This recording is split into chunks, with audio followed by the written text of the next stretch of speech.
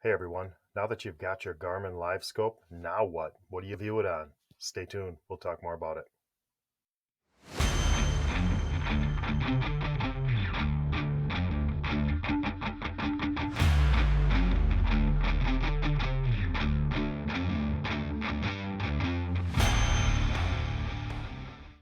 All right, you've got your Garmin Livescope, you've made the purchase, or you've lined it up and got it in your cart, and now what are you going to view that Garmin Livescope system on? And I'm here today to talk to you about my experiences and my success using the Garmin GPS Map 1222 and 1022 products for Garmin Livescope. Last year I had a 1022 and it was very adequate. And there was reasons I bought it. And some of the reasons I bought the 1022 are the same reasons that I went and bought the 1222 when I was able to go to a 12-inch screen. I'll say first that the 10-inch screen works. It works. You can use Garmin Livescope on a 9-inch screen. 10-inch was adequate, but bigger is always better in this game, and 12-inch, it's going to be better, more viewable area. So I got the 12-inch. But I want to talk to you a little bit about the things that I went to the 1222 for versus, say, something like the Garmin Echomap 126 SV, which is a touchscreen 12-inch screen. And so there's the 120, the Echomap 126 SV is the touchscreen. And then I've got the Garmin GPS Map 1222, and that's in my hand here. And that's the non-touch screen or the keyed version. And there's reasons why I went with the keyed version versus the touchscreen, and we'll talk a little bit about that. Okay, so first of all, let's talk a little bit about the specs of these things. Similar in that they are both a 1280 by 800 display. They are both a 12-inch diagonal screen display, 12.1 inches diagonally each of them, so they're a 12-inch display. They're both 1280 by 800 pixels. That's the same.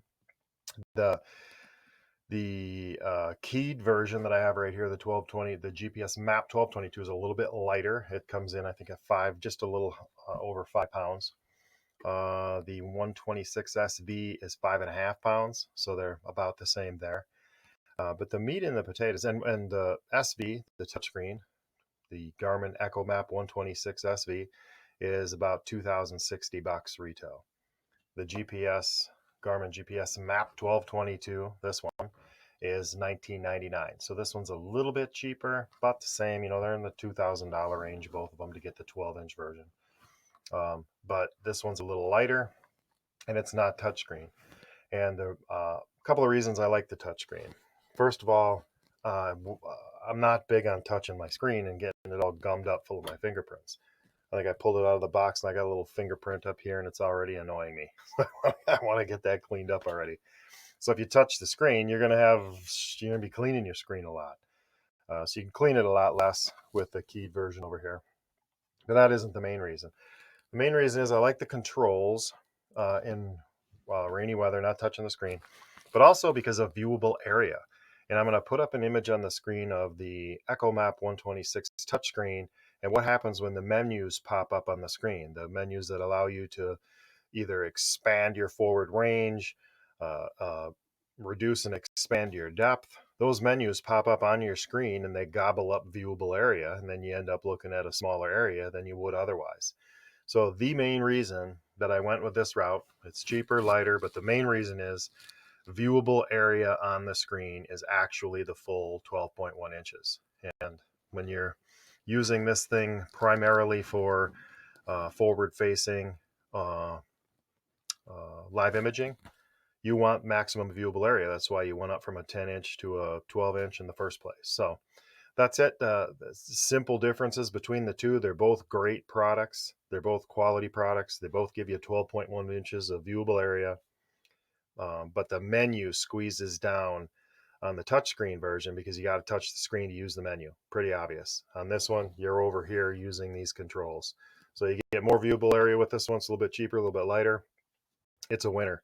And if you don't get the 12, if you don't want to spend the $2,000 to get the 12, I believe in the $1,600 range is the 1022, the GPS Map 1022. Another quality product. I used it for a season, works great. So 10 inches versus 12 inches.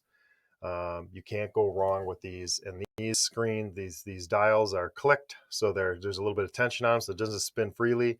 You're able to get your real easily change your depths, your ranges, your forward range, your depth range, and not affect the viewable area on the screen. So that's it. That's simple. I recommend it. Check it out. Let me know what you think. Please like and subscribe. Liking the videos helps me out. Throw me some comments if you've got some uh, differing opinions, or if you've got some ideas on something yourself. Love to hear it. And we'll talk to you next time on the water.